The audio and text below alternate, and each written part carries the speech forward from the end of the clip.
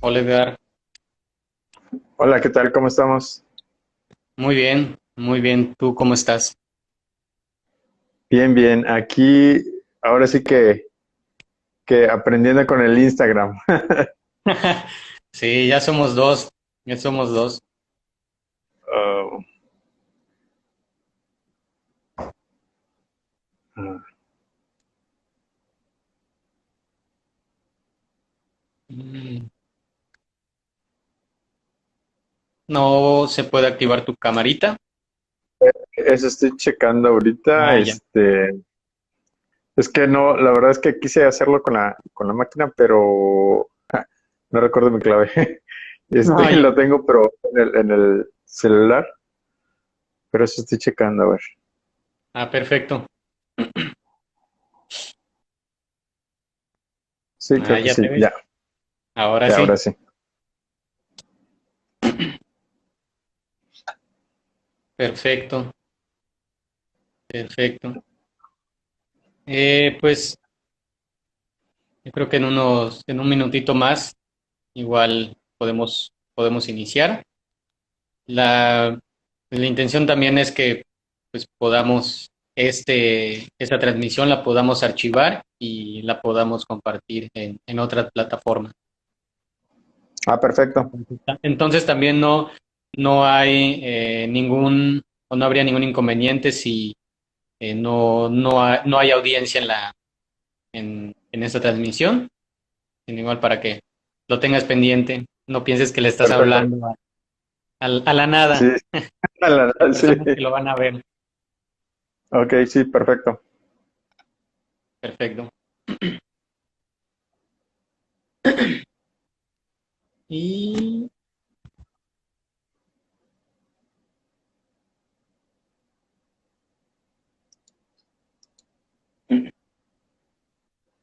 ok, pues buenas noches a todas y todos los que pues, nos ven y los que seguramente nos verán más adelante o en otra ocasión. Hoy tenemos la oportunidad de presentarles al compañero Edgar Mora, quien desde hace más de 10 años ha sido una persona, siempre ha sido una persona defensora de los derechos humanos, incidiendo para que los servicios y la dignidad de todas las personas se respeten. Él es miembro de Círculo Social Igualitario AC, que es una organización sin fines de lucro que ofrece acompañamiento y asesoría en caso de vivir alguna situación de violencia o discriminación por ser una persona con VIH o por ser una persona de la comunidad LGBTTIQ. Entonces, Edgar, como también persona miembro de la Red Quintanarroense por los Derechos Sexuales y Reproductivos, y aparte de conocerlo ya de hace bastantes años, fue el saber de su experiencia que es invitado a facilitar el tema de expresiones, sexualidades y juventudes para nuestra campaña Perspectiva Trazando Juventudes. Entonces, con base a la presentación que él hizo durante esta campaña, quisiéramos aprovechar todas estas herramientas para poder profundizar un poco más pues en el tema, ¿no? Entonces, antes de pasar, eh, no sé, con las preguntas ya de lleno, Edgar, ¿cómo estás? ¿Cómo te sientes? ¿Cómo está todo por allá en Cancún? Bien, yo creo que aprendiendo mucho, sin duda el COVID-19 nos ha dejado una lección importante. Yo creo que, y hoy más que nunca se reafirma lo que hace mucho tiempo decíamos, que el Internet debe ser un derecho humano. Y como tal, ahora más que nunca, el servicio de Internet de comunicación debe ser ya no una posibilidad para unas cuantas personas, sino para todas las personas, aún en los rincones más lejanos, para poder estar en comunicación. Y yo creo que esto sí es algo que evidenció ha evidenciado también desafortunadamente muchas otras cosas, ha reafirmado mucho más la pobreza, la falta de oportunidades, desde lo laboral hasta en cuestión de los mismos derechos humanos. Y yo creo que eso es importante, que es un área de oportunidad que se nos está brindando para regresar a esta nueva normalidad con un nuevo enfoque, sobre todo con un enfoque pues de lecciones aprendidas, porque ahora sí que si no aprendimos de esta situación en la cual podemos ser vulnerables todas las personas, todos los países, sin importar que unos tengan más posibilidades económicas que otros, efectivamente yo creo que va a ser algo que va a cambiar la forma de vivir de todo el mundo, ¿no? Sí, efectivamente. Esto es un tiempo de aprendizajes y de ir modificando las acciones y las estrategias que se van aplicando, en este caso para nosotros como organizaciones en el día con día, ¿no? Entonces, eh, bueno, ya para iniciar como de lleno en esta transmisión, bueno, retomando esta.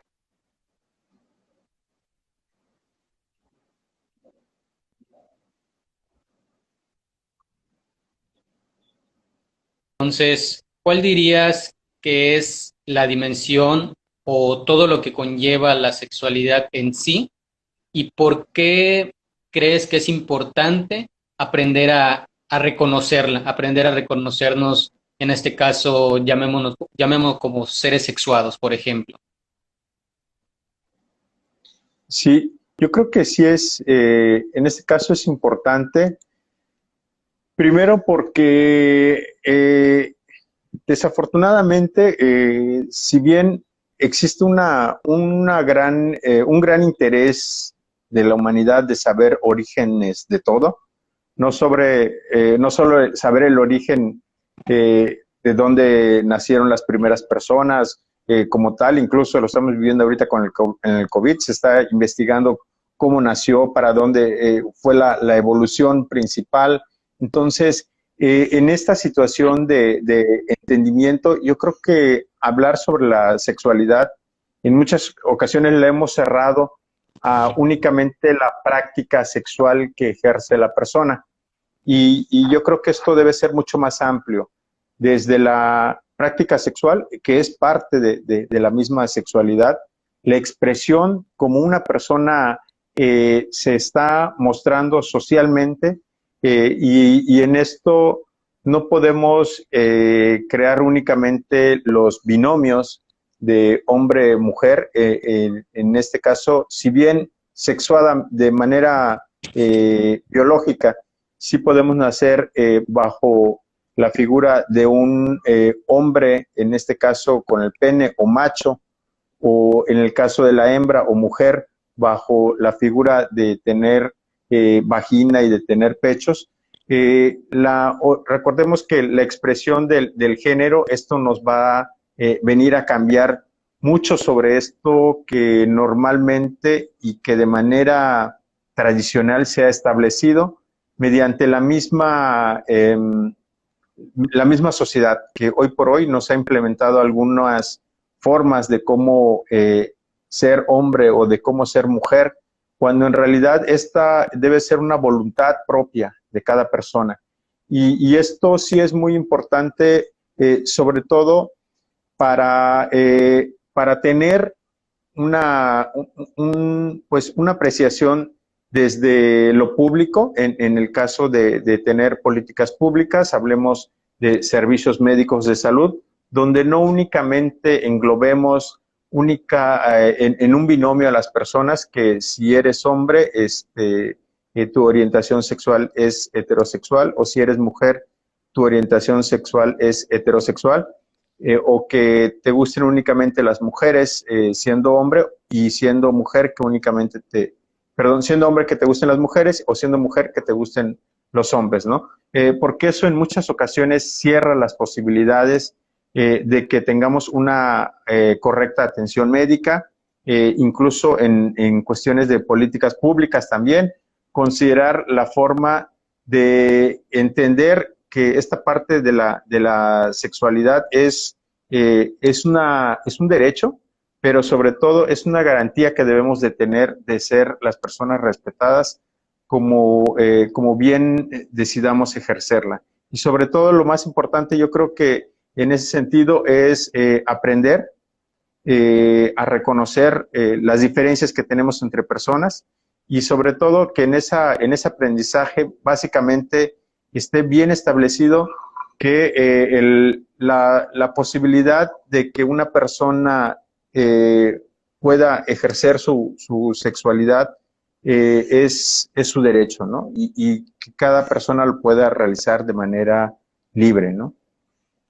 Exactamente. Sí, creo que eso es algo que el conocimiento sobre la sexualidad puede llegar a ofrecernos, el posicionar como toda esta gama de posibilidades del ser humano, ¿no? Entonces, no encasillando solamente a algo en específico, porque reconocemos y sabemos que las personas son distintas, son cambiantes y creo que eso es lo que viene a reforzar esta parte del conocimiento de la sexualidad.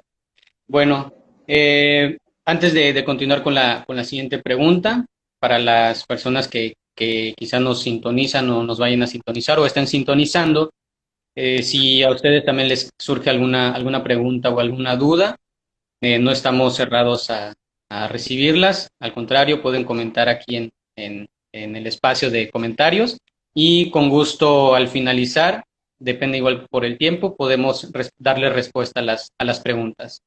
Entonces, pasando a la siguiente pregunta. Durante la sesión virtual de capacitación que tuvimos con las y los artistas locales de aquí de Chetumal, que por cierto han hecho varias ilustraciones para nuestra campaña, tú mencionabas la diferencia entre preferencia y orientación sexual. ¿Podrías hablarnos más acerca de esto? ¿Cuáles vendrían siendo las diferencias o qué características tiene cada una? Sí, recordemos, y yo creo que eso en muchas ocasiones, de manera, el término de preferencia u orientación se ha manejado, si al menos en términos legales, de manera igualitaria.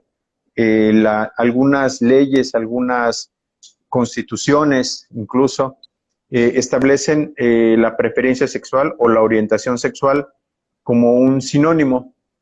Sin embargo, de manera legal, bueno, ya está como tal establecido. Por eso en algunos términos, las personas que se dedican al derecho lo utilizan incluso preferencia, diagonal, orientación, ¿no? U orientación, diagonal, preferencia. Porque no se ha hecho una división como tal de manera legal. Sin embargo, a través de organismos que hablan sobre la defensa de los derechos humanos, como es el Consejo Nacional para Prevenir la Discriminación, la misma Comisión Nacional de Derechos Humanos y otros documentos internacionales, en este caso, por ejemplo, los principios de Yakarta, que estos son un eje, si no son un documento vinculante, esto es que no es obligatorio cumplirlo para nuestros países. Es un documento firmado como entre amigos y entre países que encontraron una similitud. Y este documento yo creo que es muy importante porque básicamente establece precisamente de manera muy enfática las diferencias entre la preferencia y la orientación. La preferencia es algo cambiable, es algo que yo puedo establecer en un momento dado de mi vida y yo decido o prefiero tener como una compañera, un compañero, independientemente de mi orientación sexual. Si a mí me gustan, yo como hombre me gustan las mujeres, pues puede ser que mi preferencia sea hacia las mujeres, de estatura mediana, con un color de piel similar al mío, en cabello rubio, o de preferencia que sean asiáticas, yo hago esa estructura, como que yo hago el molde de la persona, ¿no?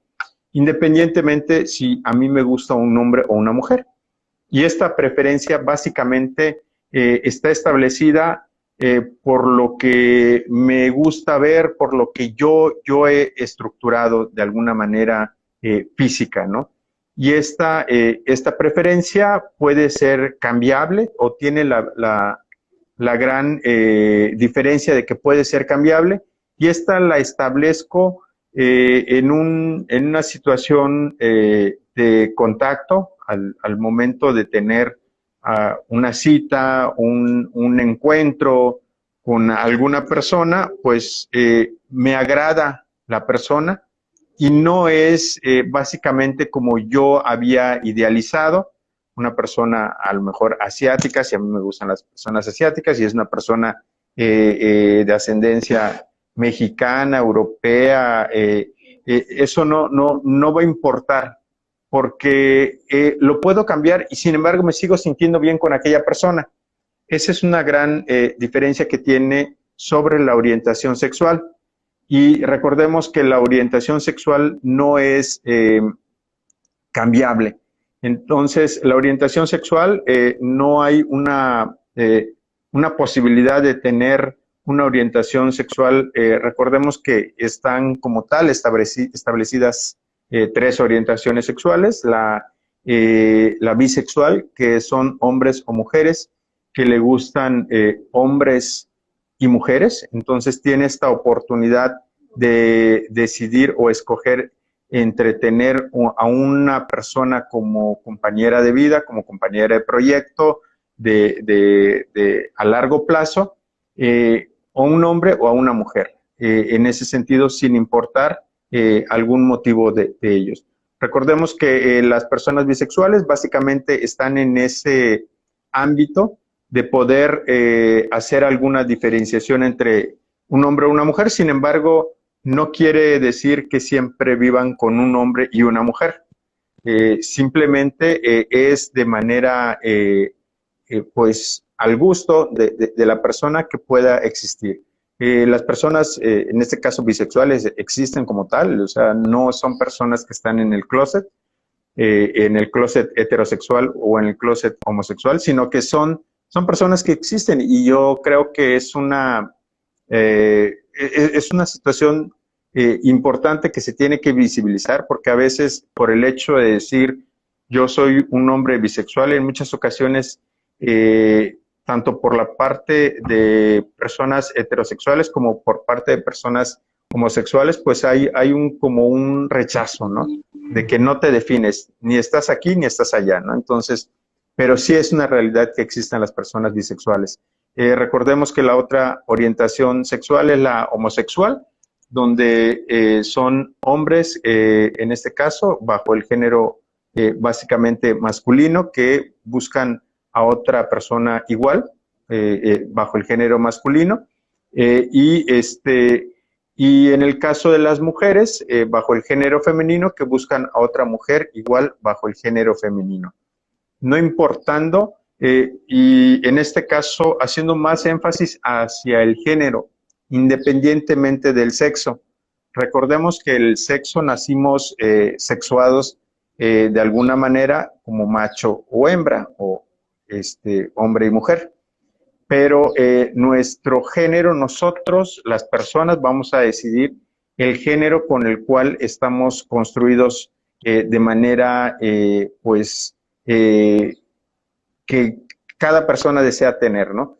Y en este caso, desafortunadamente, socialmente, únicamente establecen dos géneros, el masculino y el femenino, siendo una situación que creo que puede ser ideal, que no únicamente englobemos dos géneros, en virtud de que cada persona no puede, incluso ni siquiera asumirse bajo un género, pero socialmente están establecidos estos dos géneros. Yo puedo haber nacido sexuadamente como macho, como hombre, pero mi identidad de género o el género con el cual yo me siento básicamente identificado es el de una femenino, una mujer, bajo el género femenino, y en ese sentido, si mi género femenino es atracción hacia otro género femenino, no necesariamente tiene que ser sexo femenino, pero sí género femenino, entonces existe esta posibilidad de tener una relación estable, amorosa, de plan de familia, y en este caso son las dos posibilidades que puede darse bajo el género, bajo la orientación homosexual. Recordemos que la otra orientación es la heterosexual, y en ese sentido las relaciones heterosexuales son hombres que están identificados con mujeres, o mujeres que están identificadas al gusto hacia con hombres, y esto que es la predominante. Hoy por hoy, de alguna manera identificamos que básicamente por eso de alguna manera se le ubica como una minoría sexual, tanto a las personas bisexuales como a las personas homosexuales, porque estadísticamente son únicamente en menor cantidad. Sin embargo, no significa que por ser una parte minoritaria comparada contra la orientación sexual heterosexual pueda esta tener una desventaja legal que signifique o que lleve a la disminución de derechos que puedan estar establecidos, ¿no? Efectivamente, sí. Sí, qué bueno que comentas esta parte también del género, sí, porque también es muy importante. Hay igual una gran parte y un sector muy grande de la sociedad que, pues, desafortunadamente sigue bajo ese mismo ese régimen estricto de que solamente se tiene esa diferenciación de uno y otro, de femenino y masculino, sin tomar en cuenta pues también las dinámicas que otras sociedades tienen y también cómo se reconocen. Por ejemplo, aquí un ejemplo muy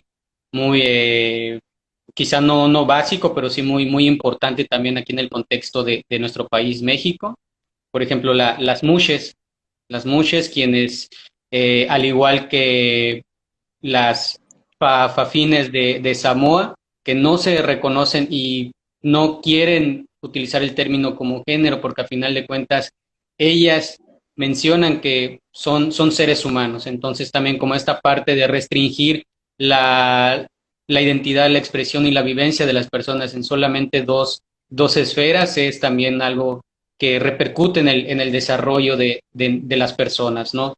Entonces, también tomando en cuenta lo que comentabas de los tratados y acuerdos internacionales en los que, pues, sabemos que nuestro país está en demasiados, que firma muchos, pero realmente en la acción o en la práctica no hay tampoco como ningún avance, ¿no? Entonces, en este sentido, ¿tú qué podrías comentarnos con respecto a el aumento de las siglas, en este caso, que se le adjudican a las personas que pertenecen a la comunidad o se salen fuera de lo establecido, ¿no?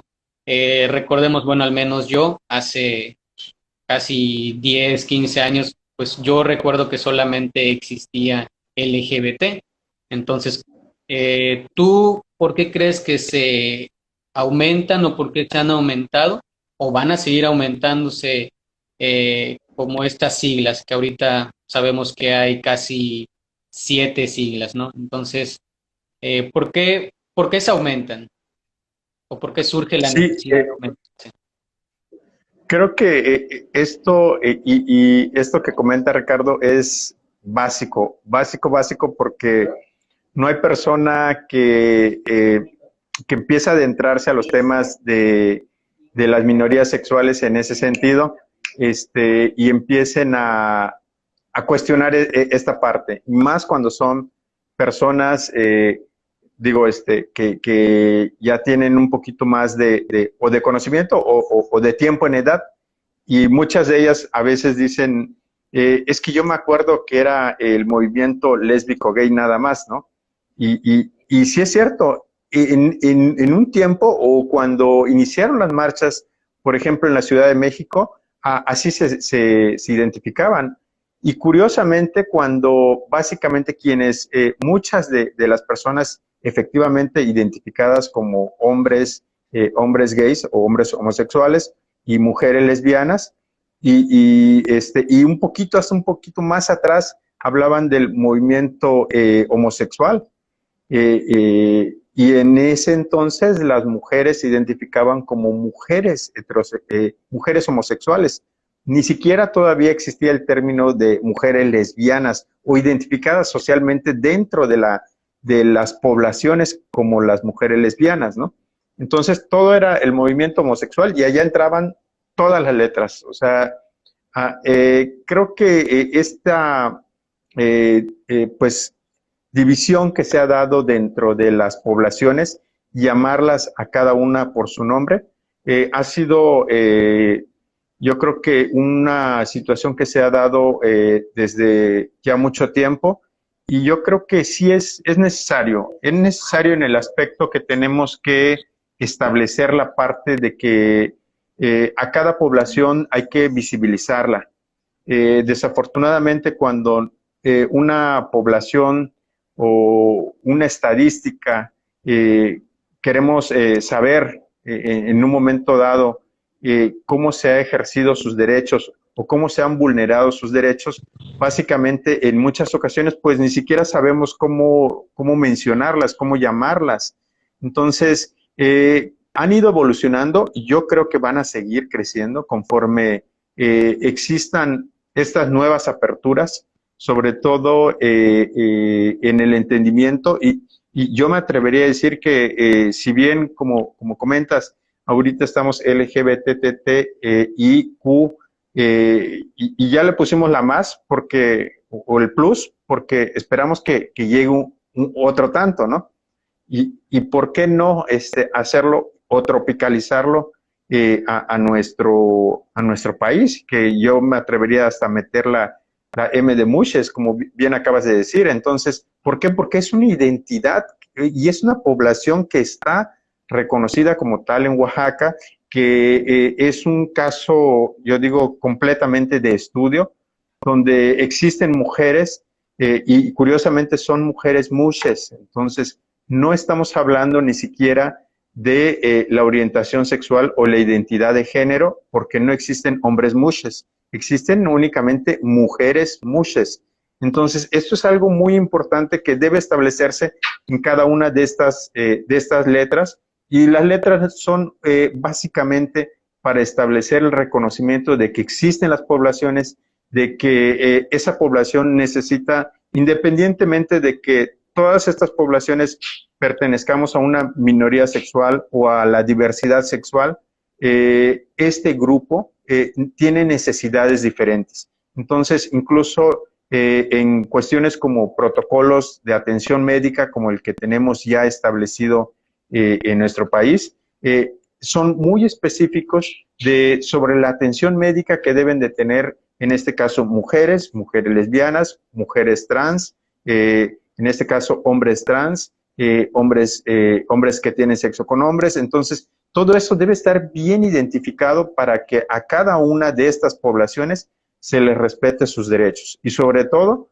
empezar a identificar a cada población con una necesidad diferente, que yo me atrevería a decir que de ahí podríamos seguirle en adelante hasta para el derecho al trabajo, el derecho a la misma identidad. O sea, esto va a generar mucha, si bien a veces a algunas personas sí les causa un poco de cómo decir todas las letras, a veces o podemos englobarlo cuando empezamos a conocer estos temas, o como minorías sexuales o como diversidad sexual, y englobamos a todas. Ya poco a poco podemos ir conociendo a cada una de las poblaciones. Efectivamente, sí. Y pues bueno, gracias por ese comentario que hiciste. Retomando también así como el taller virtual, la capacitación virtual con las y los jóvenes artistas. Durante tu presentación tú hablabas acerca de las ITS, que pues en este caso haciendo mención como de las más comunes, sífilis, gonorrea, y en este caso el VIH. ¿Cómo crees tú o cómo has visto que esto afecta el hecho de que exista la estigmatización de estas infecciones al adjudicarlas socialmente a las personas que pertenecen a la diversidad sexual? Esta pregunta te la hago más en este caso como pensando como persona joven, que bueno, no tan joven, pero supongamos que una persona más joven que igual está en este proceso de reconocimiento de su identidad al momento de escuchar o estar en contacto con estos mitos, con estos estigmas. O sea, ¿cómo crees que eso afecta el decir de que porque es una persona de la diversidad sexual, eh, tiene tal infección o tales infecciones, o viceversa, porque es una persona que vive, por ejemplo, con VIH, en automático se adjudica que pertenece a la diversidad sexual? ¿Cómo crees tú que esto afecta? Creo que esto ha sido, eh, pues desafortunadamente, avalado por ejemplo, en los códigos penales. Los códigos penales, desafortunadamente, y estamos hablando de los años como en los 1970 y casi 70, finales prácticamente en los 70, que se establece una penalización para incluso en algunos códigos todavía ni siquiera habla infecciones de transmisión sexual, sino enfermedades venéreas, con el nombre que se utilizaba hace mucho tiempo, ¿no? Y en ese sentido, el hecho de hablar de enfermedades venéreas ya va cargado, y esto lo hemos comentado hasta con el sector salud, ya debemos de cambiar el nombre incluso de los departamentos. No puede ser que a la fecha de hoy todavía tengamos departamentos en servicios de salud que se llamen enfermedades venéreas. O sea, eso ya, desde ahí estamos empezando mal, ¿no? Y esto lo único que va generando es el terror, y para que aquella persona, como bien dices, básicamente yo creo que se enfoca más hacia las personas jóvenes esta parte, porque de alguna forma, conforme uno va creciendo, pues se va informando, se va instruyendo, pero básicamente las personas jóvenes en muchas ocasiones no se topan con servicios amigables de salud, donde es una necesidad que las personas jóvenes tienen de tener toda la información, sobre todo de manera laica y científica. Entonces, en ese sentido, lo importante es que las personas puedan recibir toda la información, sin importar su orientación sexual o su identidad de género. Entonces, en ese sentido, creo que sí es básicamente muy importante que pueda establecerse la información de manera correcta. Recordemos que hace un par de años, desafortunadamente, un rector del seminario dijo que la sífilis había sido un castigo divino, asociándolo directamente hacia la comunidad LGBT, y que esto era una situación de un castigo de Dios.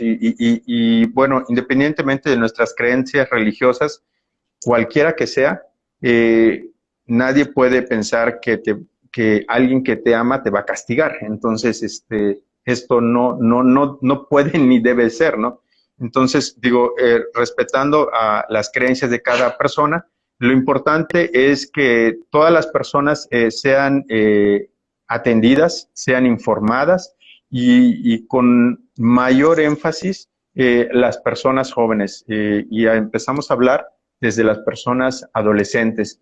Desafortunadamente, en muchas ocasiones le llega la información hasta que han vivido una mala experiencia, o esto, peor aún, puede ser un terror para aquella persona joven que que desee iniciar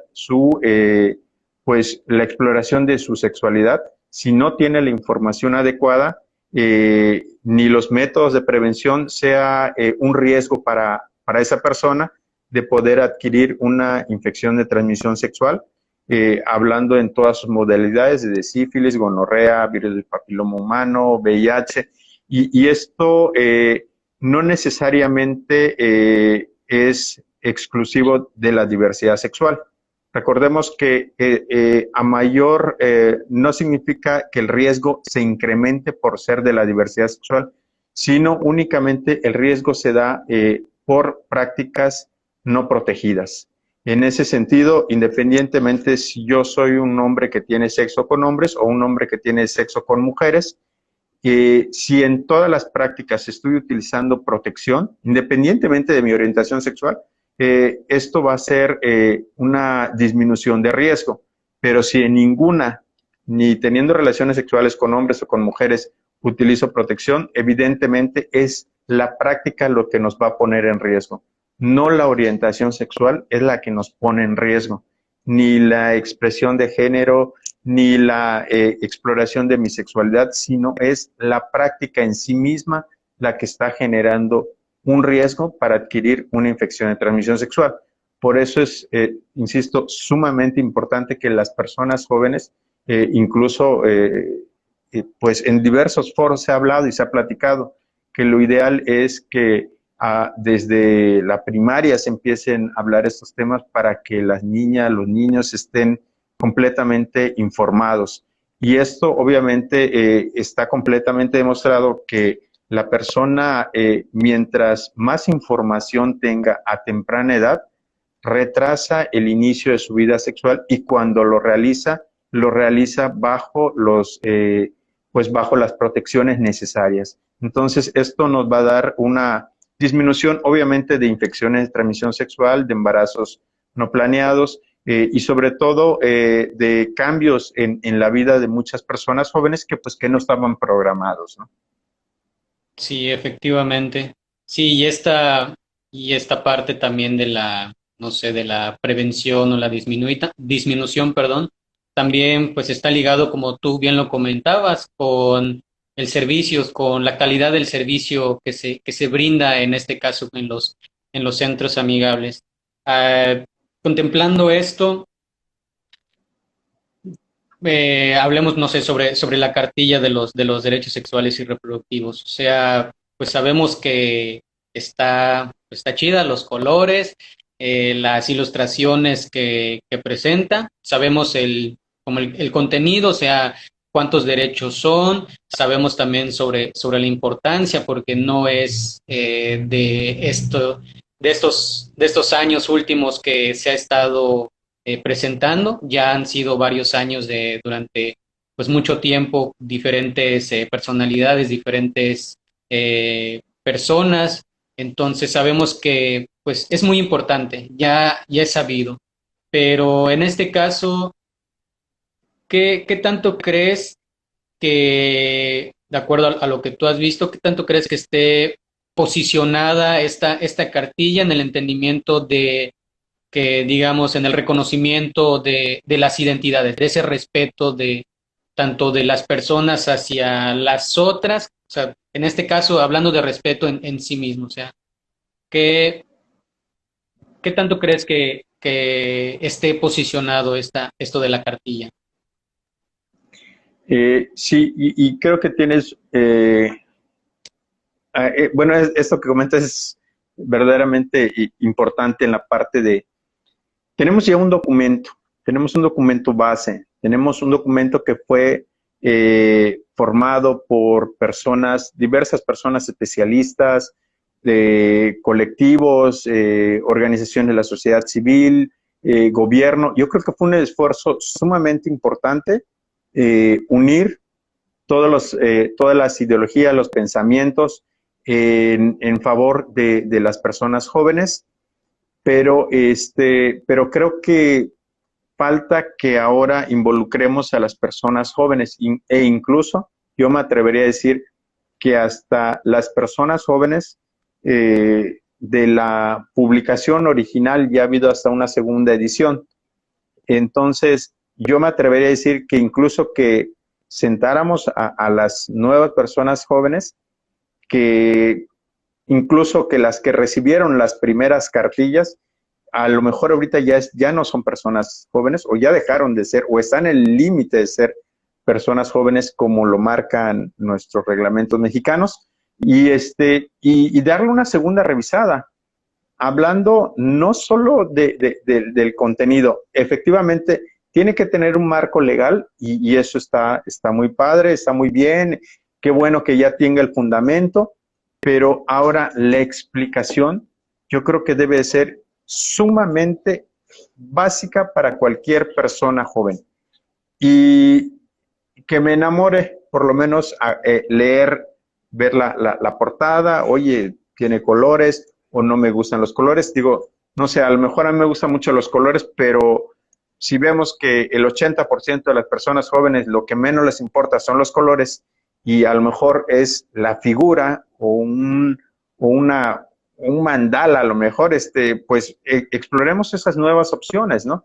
Y yo creo que sí la cartilla está bien en el sentido del fundamento, pero necesitamos que sea, no creo que sea la responsabilidad de las personas jóvenes de que no la conozcan, sino es responsabilidad de padres, de madres, el profesorado, de los gobiernos, de que todas estas personas jóvenes deben de conocer la cartilla o la deben de tener de manera electrónica en el teléfono o la deben de tener en un resumen de 2 páginas y toda esta cartilla sí debe de estar en una situación de obligatoriedad, sobre todo en todos los ámbitos de los 3 niveles de gobierno.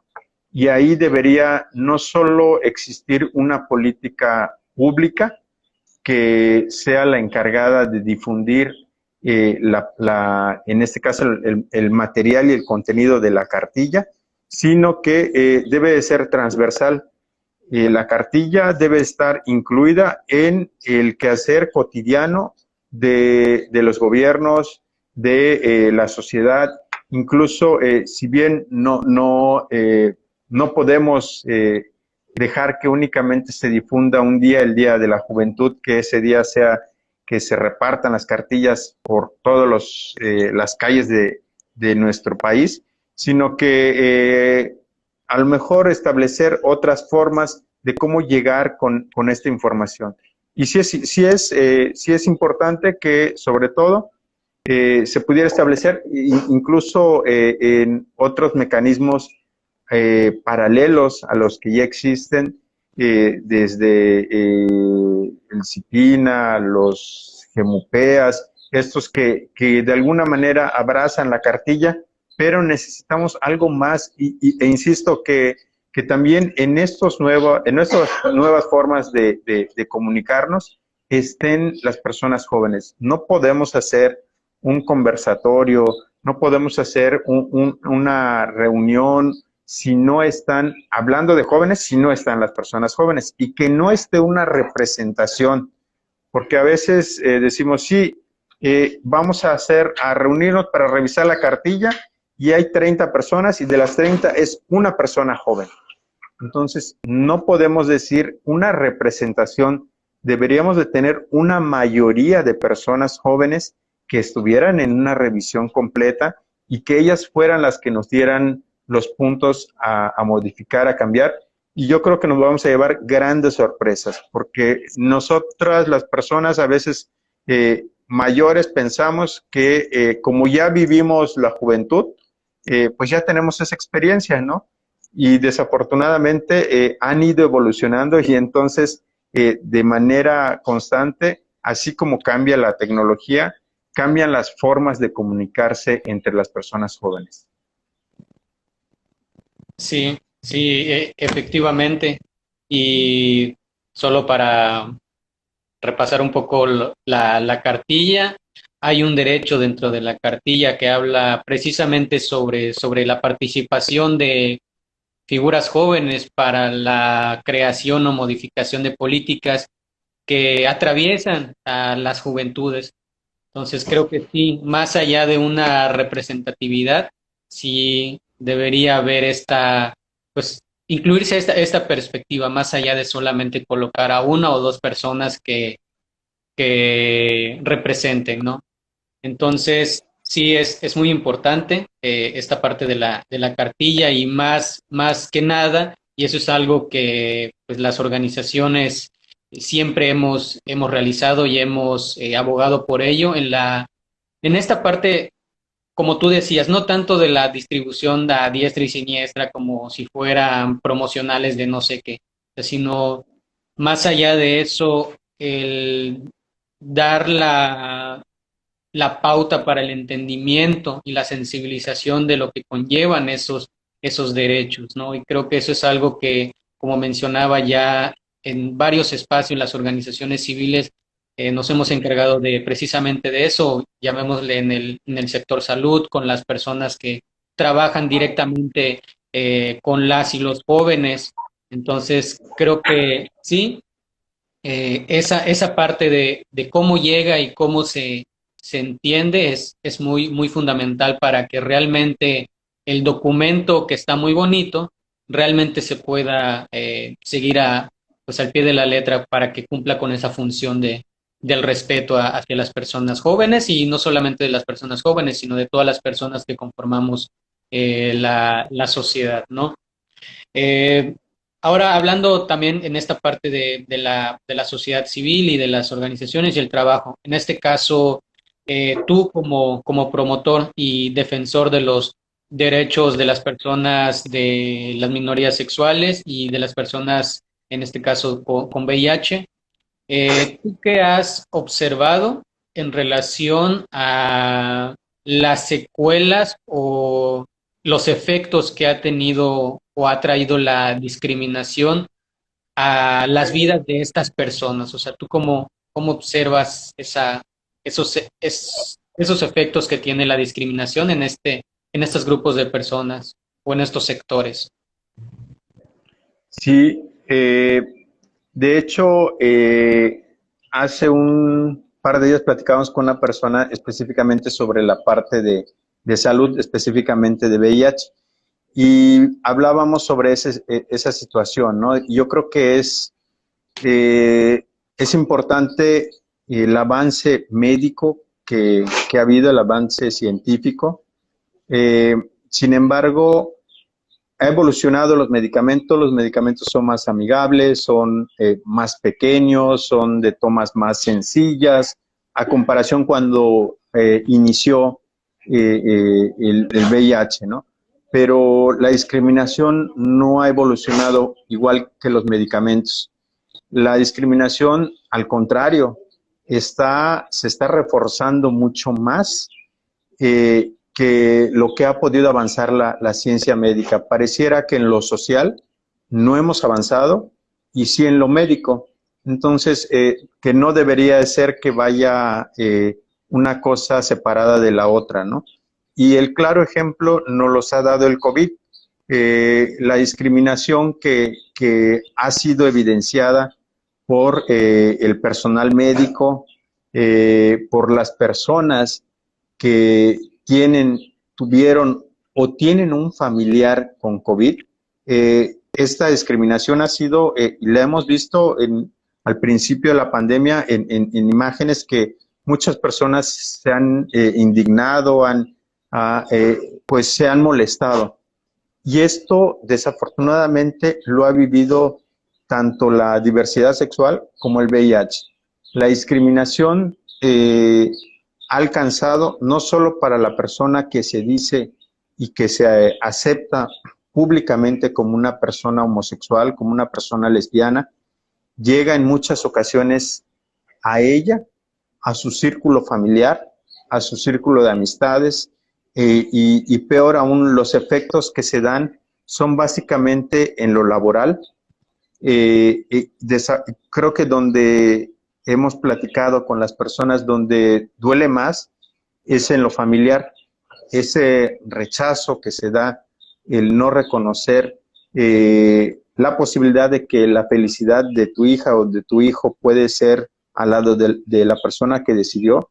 Esto generalmente ocasiona muchos problemas y desde los más sencillos, desde la simple depresión hasta los casos desafortunadamente de despido por la orientación sexual o por la identidad de género, porque un hombre a lo mejor de entre los parámetros del machismo establecido no cumple con esas características de ser, como dice el refrán, feo, fuerte y formal, y puede ser que sea delgado y piensen, sin decirte que es una persona homosexual, yo creo que es una persona homosexual y por lo tanto lo voy a discriminar porque no encaja socialmente en lo que estamos acostumbradas las personas.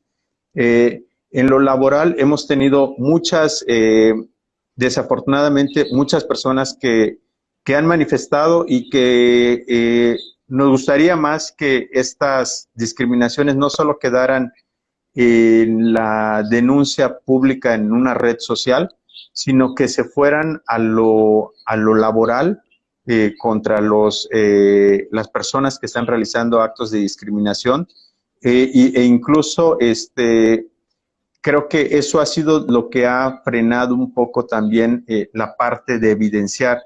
Hoy por hoy nosotros en 2019, mediados de 2019, a través del portal de transparencia preguntamos cuántas denuncias se habían establecido en la Fiscalía en los últimos 4 años por orientación sexual o identidad de género y sorpresivamente tuvimos el dato que nada más una. Entonces, cuando sabemos de manera cotidiana en pláticas que existen de manera muy frecuentes, sin embargo no acudimos con las instancias. Si queremos verlo así, a lo mejor para generar una estadística y que esta estadística lleve como resultado a una política pública. Pero la cultura de la denuncia creo que debe ser básico para poder establecer y garantizar los derechos de las personas. Recordemos que también durante 2011 a 2016, en el Estado, a través de una investigación hemerográfica que realizamos por parte de la asociación, encontramos 49 casos de personas básicamente concentrados en la zona norte entre Cancún, Playa del Carmen y en el sur en Chetumal, 49 personas de las minorías sexuales o de la diversidad sexual que fueron asesinadas por muy probablemente, no podemos decir que de esa manera, pero bajo la investigación que nosotros realizamos, como un informe sombra, en virtud de que no hay datos oficiales, porque no está tipificado ni establecido en el Código Penal como tal los crímenes de odio, únicamente están los feminicidios, pero estamos en ese sentido necesitando que se reforme para incluir a todas estas grupos en desventaja social, que hoy por hoy también han sido asesinadas, a veces por la edad, a veces por el origen, por ser migrantes, por ser una persona afromexicana. Entonces, necesitamos tener esa estadística y lo más que podemos tener es la información que genera la sociedad civil en ese sentido para contribuir y de alguna manera establecerlo. Y ahí vemos que es el grado máximo de secuela que puede tener alguien por decir que pertenece a la diversidad sexual. La muerte, que yo creo que nadie merece morir a manos de otra persona, únicamente por ser diferente. Y esto ni siquiera de manera religiosa, y esto incluso hasta algunas religiones lo han manifestado como algo que, si bien no tolera. Disculpen las fallas. Ahora sí, regresamos. Disculpa que se haya cortado así de repente. Igual a mí me sorprendió. Pensé que era algo no sé, del teléfono que se iba a apagar pero solamente se detuvo la transmisión. Entonces, perdón, Edgar, para Continuamos. Sí, Disculpa. yo creo que en ese sentido sí es platicando, retomando esa parte de las, eh, pues ahora sí que la parte que genera la misma discriminación es verdaderamente preocupante, ¿no? Porque si bien y lo hemos visto en los casos más drásticos donde aquella persona por la orientación sexual fue asesinada y verdaderamente duele escuchar las formas tan sanguinarias con la que es asesinada una persona. Eh, no quiero imaginar el dolor que puede sentir una madre, un padre, un hermano al escuchar y al reconocer un cuerpo en esas condiciones. Entonces, esto debe ser sumamente doloroso para cualquier persona y creo que nadie lo merece, ni la persona que asesinan, ni la familia. Y en ese sentido, en muchas ocasiones las personas, los familiares directos, pues deciden dejar el procedimiento de investigación o más bien se realiza el procedimiento de investigación a través de la misma fiscalía, pero sin embargo no se le da seguimiento por la familia y en virtud de que por ley únicamente lo puede realizar una persona allegada, un familiar directo, en este caso, no se permite ni que la sociedad civil ni que alguna otra dependencia gubernamental pueda dar seguimiento, entonces no se muestra interés sobre los casos. Y esto es en muchas ocasiones derivado por la misma discriminación, por la misma homofobia que se ve rodeada la misma familia. De lo que tenemos establecido nosotros como investigación en este año, desafortunadamente tenemos 3 casos identificados de personas que han sido asesinadas y en ese sentido lo que hemos propuesto a través de la actual legislatura es incluir ya dentro del Código Penal esta parte para que sea sancionada las formas y obviamente previo a la existencia de un protocolo de investigación, que el protocolo de investigación sea realizado bajo las formas, bajo el respeto que merece la persona y sobre todo teniendo en cuenta que ya existe un antecedente como documento oficial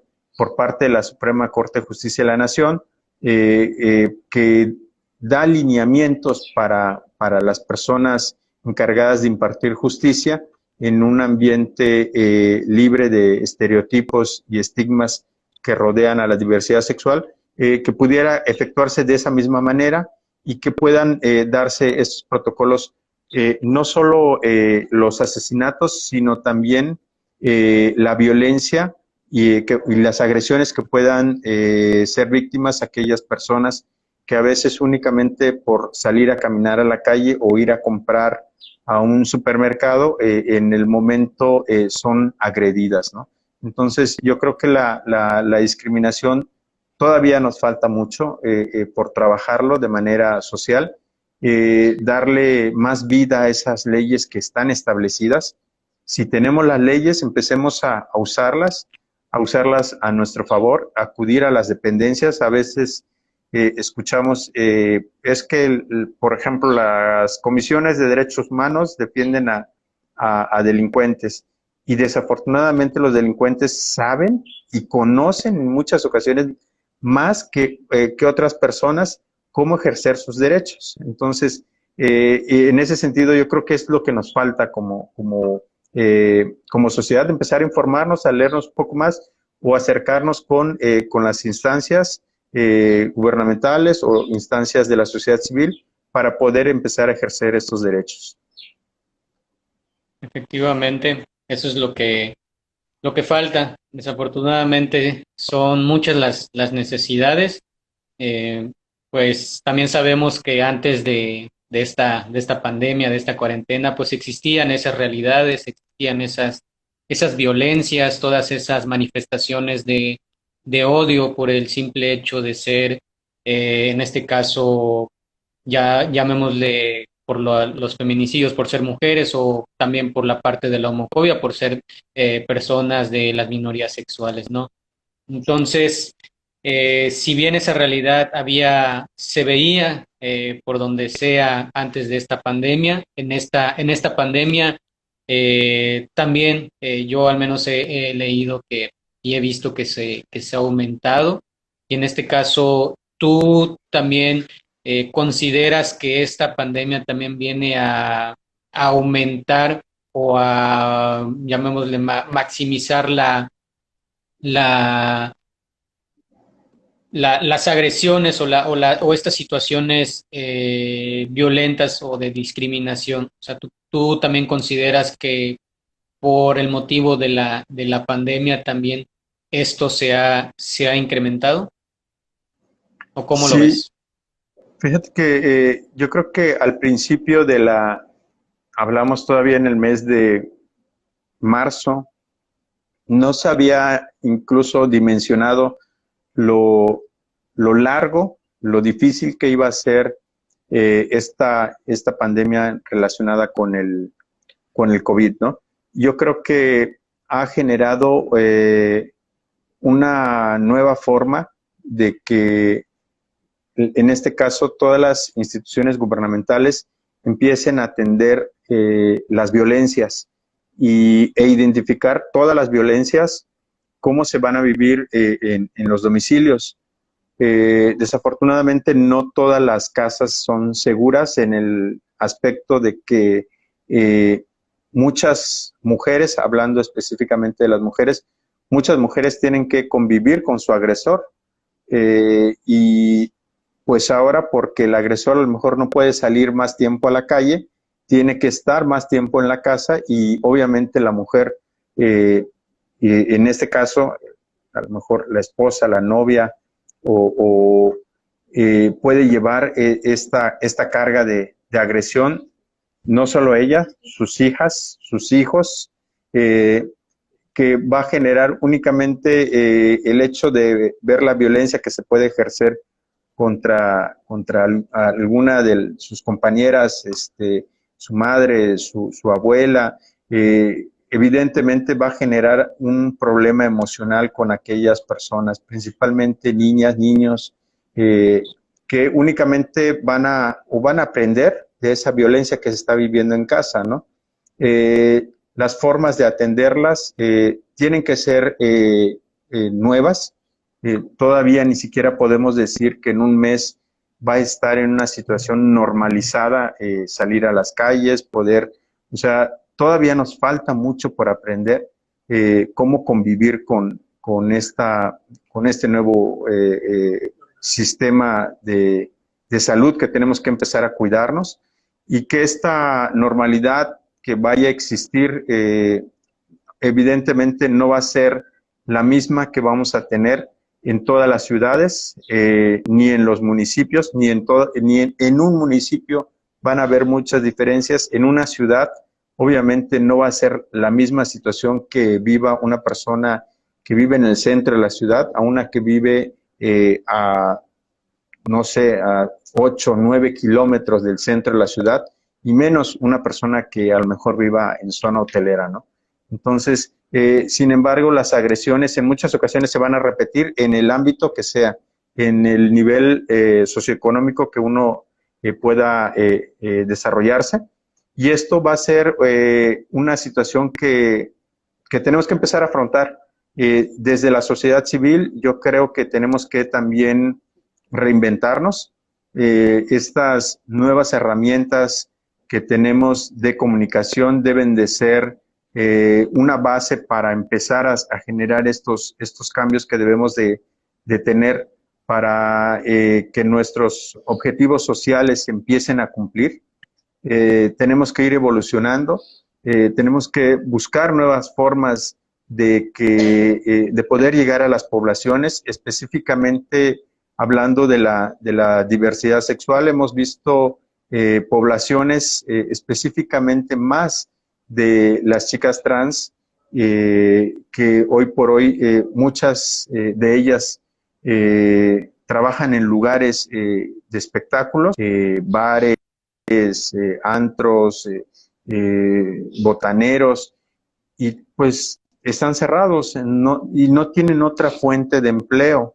Entonces, desafortunadamente no están identificadas como un grupo poblacional al cual debe de estar dirigidas, por ejemplo, el reparto de despensas, la entrega de alguna ayuda económica, porque no están identificadas o no están aceptadas dentro de los programas sociales como mujeres, pero tampoco están identificadas como una población en vulnerabilidad por edad, o no están identificadas por ser madres, jefas de familia. Entonces no caben dentro de las categorizaciones que se han establecido, y pues obviamente se ven fuera, y obviamente la situación que han vivido ha sido la de muchas personas que en lo económico ha sido la principal afectación. Y en ese sentido, creo que sí es importante empezar a visibilizar todas las oportunidades que tenemos para ir mejorando esta situación. En el caso de salud, en particular, Círculo Social Igualitario ha estado estableciendo, retomando todas aquellas jornadas de pruebas con un número mucho más pequeño. No podemos efectuar ya las pruebas como realizábamos de manera cotidiana hasta el año pasado en jornadas en lugares abiertos con población haciendo cola. Entonces estamos bajo citas previas con todas las medidas de seguridad, tanto la persona que aplica las pruebas como la persona que las está realizando. Y en ese sentido, pues obviamente ha generado pues una nueva dinámica. Obviamente muchas personas se han visto afectadas al perder su seguridad social. Nosotros estimamos que alrededor de las personas que estaban inscritas como seguridad social bajo el tratamiento de VIH en el Seguro Social, más del 50% han perdido su seguridad social, y ellas han tenido la posibilidad de informarse y de migrar a los PAIS o a los Capacits en el Estado. Otro tanto que se ha ido del Estado han buscado alternativas en sus propios estados, y el grupo que nos preocupa más es aquel que no ha hecho nada, que no ha tenido la información de qué hacer, de dónde buscar continuar este tratamiento, en virtud de que es necesario darle continuidad y apego a ese tratamiento para evitar que infecciones oportunistas puedan llegar, se creen nuevas resistencias de virus, o peor aún, que el COVID sea un factor de riesgo mayor, ¿no? Esto creo que sí ha sido en el caso de las instituciones federales, es donde creo que ha habido un mayor desfase, y sin embargo las instituciones estatales son las que han hecho la carga mayoritaria en ese sentido. Yo creo que en ese tenor hemos hecho una solicitud también de exhorto al Congreso del Estado para hacer una revisión sistemática de los presupuestos que están otorgados, y una revisión a conciencia, sobre todo para verificar que el presupuesto sea suficiente para la atención médica, y no solo para la pura atención, sino para el suministro de insumos, como son medicamentos, y también a su vez garantizar los estudios médicos que se puedan realizar, en virtud de que la situación económica o el restablecimiento económico todavía no se ha podido generar al 100%, y muchas personas pues todavía no han logrado continuar con un trabajo de manera formal. Sí, efectivamente. Y pues claro, nos hace falta pues mucho camino y más allá del mismo camino, crear las condiciones necesarias para poder andarlo, ¿no?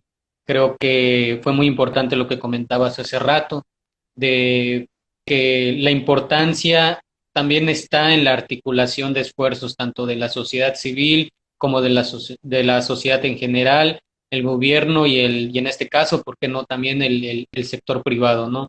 Creo que eso es algo que sí hay que, por lo que hay que apostarle y seguirle apostando, porque a final de cuentas, pues todas y todos,